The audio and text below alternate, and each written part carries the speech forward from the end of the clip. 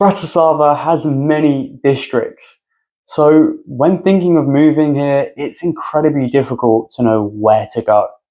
That's exactly how it was for me. Having lived in Bratislava for over 2 years, I have got to explore and live in several districts in Bratislava. So now I'm more informed to know which districts might be right for people. And I kind of wish I had this information sooner. So if you're thinking of moving to Bratislava, then hopefully this video will help you choose what district might be right for you. Let's dive in. Starting with Staré Mesto, or Old Town. Now, of course, this area is very historic. It's the Old Town. It's old school Bratislava.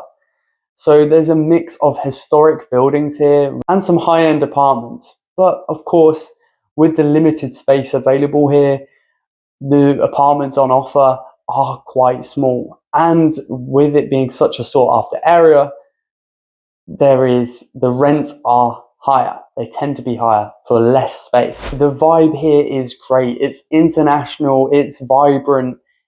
You're going to have a lot of fun here, and a lot of people, when coming to Bratislava, you're probably going to spend a large portion of your time here. And with that, it's a very good location, of course. It's the central kind of cultural hub. Like I said, many tourists, many visitors will be here, but you also have lots of public transport opportunities. There's trams, there's buses, there's everything. You also are in such a good central location that you're kind of in the middle of the two main train stations in the area, which is Hlavná stanica on Bratislava side of the Danube, and on the other side of the Danube you have Petržalka, which is another district of Bratislava, but it could be a city in its own right. We'll touch on Petržalka more later, but there is another station there. And the great thing about this location is, like I said, you have public transport links, but everything is there that you need. Great coffee shops, general shopping, gyms, you've got the river, you've got absolutely everything you need in this area. And it's got beautiful architecture, of course, because it's the old town aesthetic. And you have, of course, Bratislava Castle and churches and everything, plenty of landmarks. And like I said, this area, whilst you have the public transport, it's completely walkable. You don't really need a car if you're looking to be here, even if you want to commute to work. Like I said, with transport links of the two train stations either side and within 10-15 minutes from this location, it's kind of a perfect place if you're looking to commute and different things like this. However, of course, whilst there are plenty of pros, there are of course cons. So as I kind of already alluded to, there's higher pricing here for rental properties, and they tend to be smaller because there's limited space here. So there's not really new builds, there's nothing like this. There is a limitation in the old town area for apartments, and it's highly sought after, with a lot of tourists coming to this area. And also in general, if you're looking to kind of have a more quiet area to be, there tends to be some more noise in Old Town. Like I said, a lot of tourists, a lot of people visiting. But if you're just looking to stay in Bratislava for a short time, then this is still perfect for you. I would say Old Town is ideal for professionals, short-term rentals, creative types, students, because there's plenty of quirky shops and different things like this. And you're still in the place where everything is happening. So Old Town has a lot of charm, has a lot to it, but of course you need to bear in mind some of the cons and see whether it might be right for you or not. Because if you're looking to stay there long term, then maybe it won't be the right option, depending on your job and different things like this. That brings us to the next place on our list, which is Nové Mesto, or New Town. Now, Nové Mesto is a very big area actually, and there's kind of quite a lot of sub-districts within it, but I'm going to summarize Nové Mesto in general. Now, the housing here, it's a big variety of apartment blocks and some modern housing, modern homes. It's probably more ideal for young families, couples, and kind of more outdoorsy people, I'd say. And the good thing about this area is you get a little bit more for your money because the housing and the apartment blocks tend to be larger. And why I say this area is good for outdoorsy people is because you have City Park here, which is a huge area of nature, forests, and some lakes in the area where when it's summer, you can enjoy and see the beautiful lakes. And when it's winter, you can ice skate on those lakes. So that's quite cool. Also in this area is if you like nature, there is plenty of hills here as well. So if you want to go on short hikes, cycling, walking trails, everything like this, you have it. This area tends to be a little bit more quieter than Old Town, but it really does depend where in New Town you're looking to go because, like I said, it's a very big area. And here you have shopping opportunities with Vivo Shopping Park. You're also close to Golden Sands or Zlatý Piesky, which is Slovak equivalent to a beach. It's not a real beach, it's a lovely lake. But yeah, this is an opportunity in an area where Slovaks will pretend to be at the sea. It's Slovak Sea. There's also tram and bus access here. However, in certain areas of Koliba and other parts, it can be a little bit difficult to get to. So whether you're trying to go by bus or even by car, it can be quite difficult at times. So some pros here, like I said, is some larger housing. You are still not far from downtown and Old Town, but it can still be commutable and quite easily as well.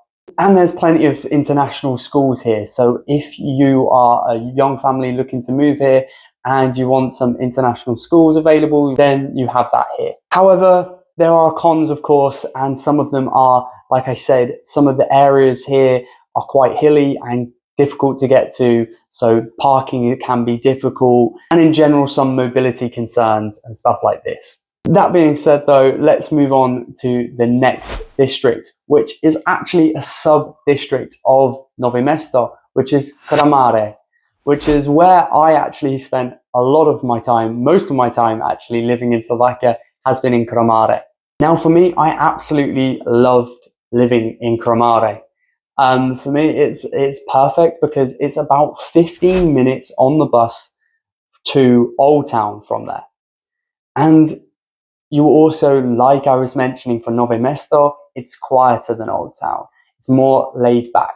There is shopping available and things close by, but it's more relaxing. So if you're looking to have a more quieter living experience, or you want to be away from tourists and busy elements of the city, then this is a great place to be. There is also a hospital in Kramare as well. So if you have any emergency or anything, there is a hospital nearby for you. And also to mention, there are parks in this area. So you're not too far from City Park, as I already mentioned with Nové Mesto. You're not that far. It's from where we were living. It was about 15 minutes, but in general, Kramare is not far. It's within 10 minutes, I would say, to City Park. This is walking, by the way. And you also have Horski Park, which is where I tended to do my daily walks a lot whilst living in Kramare. But yeah, here it tends to be, there are more low-rise apartments, so not too big of apartments, not eyesore apartments, let's say, where there's several floors, and there's a lot more townhouses and modern homes here. This area is more for, of course, doctors or with the hospital nearby, people looking to retire, retirees, you want to get away from the busyness, and of course, still nature lovers. The area tends to be quiet and a lot of nice people here, very friendly people. Often when I was going on walks in the parks here, you'd have people who say hello to you, which is different from other areas. You don't normally get that experience. And there's good access to public transport, plenty of bus stops here. There isn't trams, but there's plenty of bus stops here. And Hlavna Stanica is not too far away. It's about 10 minutes on the bus. 10 minutes maximum on the bus, I'd say. Here, I didn't own a car, and for me, it was perfectly fine. But depending on where you want to go to, you might well want a car. So of course, the pros here is of course relaxation, tranquility, calmness, plenty of green spaces, and some nice views over the city as you're on a little bit of an elevated area. The opportunity to healthcare as well nearby. Now the cons are you might well feel isolated here because there's not so much going on. There's also limited shops available. There is shops around, but not so much in walking distance. And you're more away from downtown high street where you can have that opportunity to shops and different things. There's certainly less nightlife here. There's limited restaurants as well. So if you're wanting to be close to restaurants or bars and nightlife, then maybe this won't be the area for you. This area can be quite expensive depending on where you are and what you get. We were quite lucky. We got a really nice apartment that we were happy with, but it might well be expensive for what you're looking for here. Nové Mesto tends to be cheaper than Nové Mesto as an entire district tends to be cheaper than Kramare, because Kramare, with its proximity to the hospital, it can be quite expensive. Next, I want to touch on Ružinov, which is another district I've spent quite a bit of time in, with having quite a few friends live in Ružinov and visiting it very regularly. Now, in the residential areas of Ružinov, it kind of gives a mix of 70s, kind of 80s aesthetic and vibe, with a modern twist as well. There's a lot of modern new development, housing developments here as well.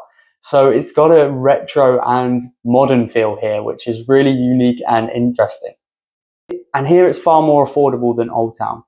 And there's plenty of options for high-rise apartments with views here as well. Whilst this area is very local driven, there's many Slovaks here, but there is more growing expat community coming to Ružinov. Plenty of newcomers here, young Slovak families. There's a bit of everything in the community here. I would say this is the ideal place for young families, budget-conscious professionals, and students. For me, this is probably one of the cheaper areas to be that still has all the great stuff of Bratislava. There's brilliant local amenities here, from great schools, clinics, shopping, and lakes, and plenty, for me, of nature and green spaces. I've loved exploring Ružinov. It made me realize, oh damn, I should have moved to Ružinov, because I really love the lakes and the green here. For me, I'm a big nature lover, so seeing so much green and nature spaces, green spaces, I loved it. So like, whilst I have a soft spot for Kramare because it's where I spent most of my time, Ružinov has stolen my heart. So yeah, I'm trying to be impartial, but I definitely do strongly recommend Ružinov. It's a very friendly area with a lot of young families and, like I said, a lot of locals, very friendly people here.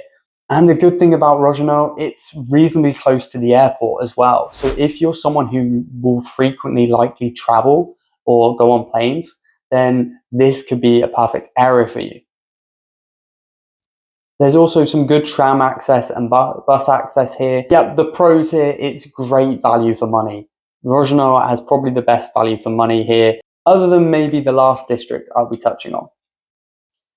It's also very family friendly and plenty of nature and green areas, like I've already said.